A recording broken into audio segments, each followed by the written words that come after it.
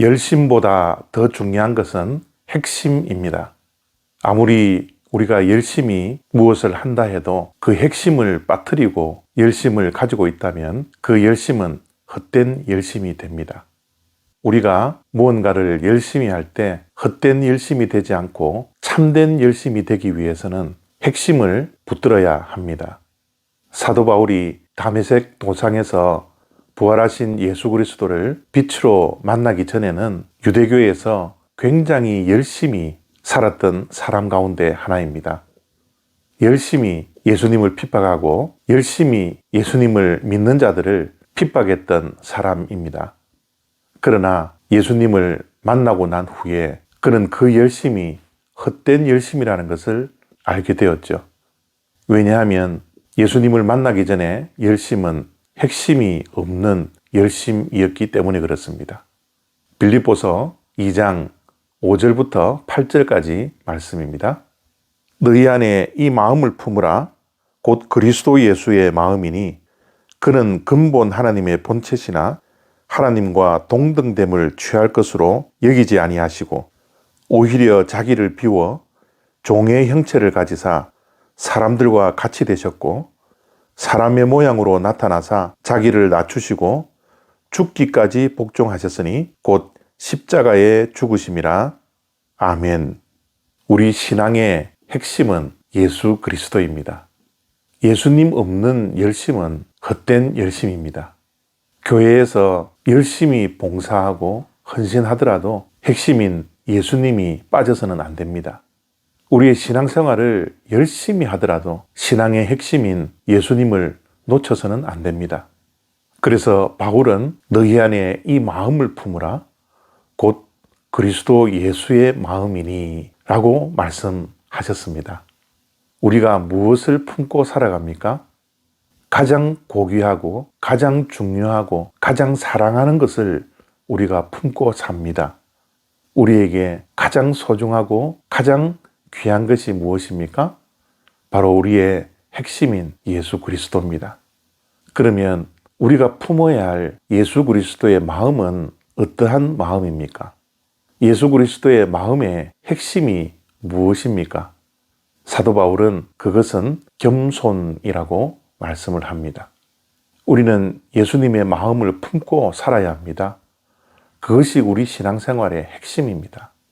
그 예수 그리스도의 마음 가운데 또한 핵심이 겸손이라는 것을 알아야 합니다. 우리는 겸손한 예수님의 마음을 품고 열심히 신앙생활 해야 합니다. 그것이 참된 열심입니다.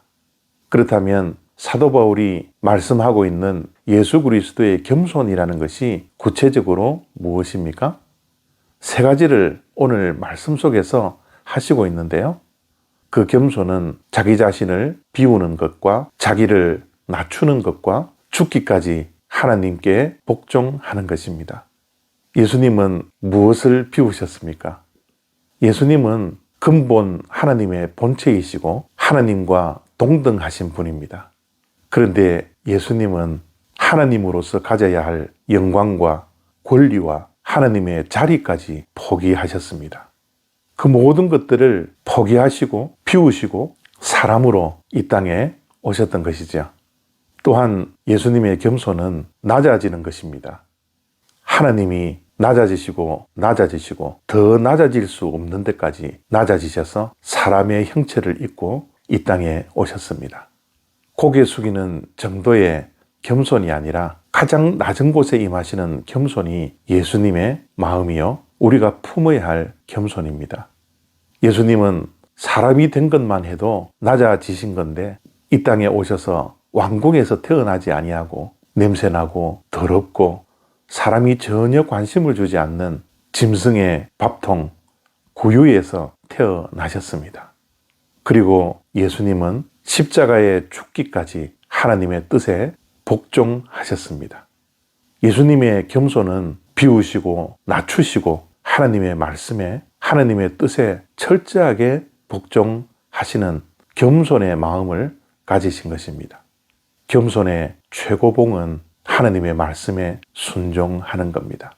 하나님의 뜻에 복종하는 것입니다.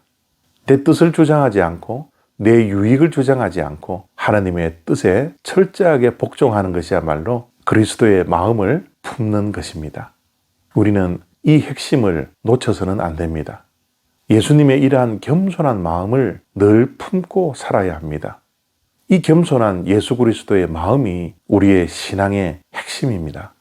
오늘 저와 여러분들이 이 핵심을 붙들기를 원합니다. 이러한 예수 그리스도의 겸손한 마음을 품고 살아가기를 원합니다.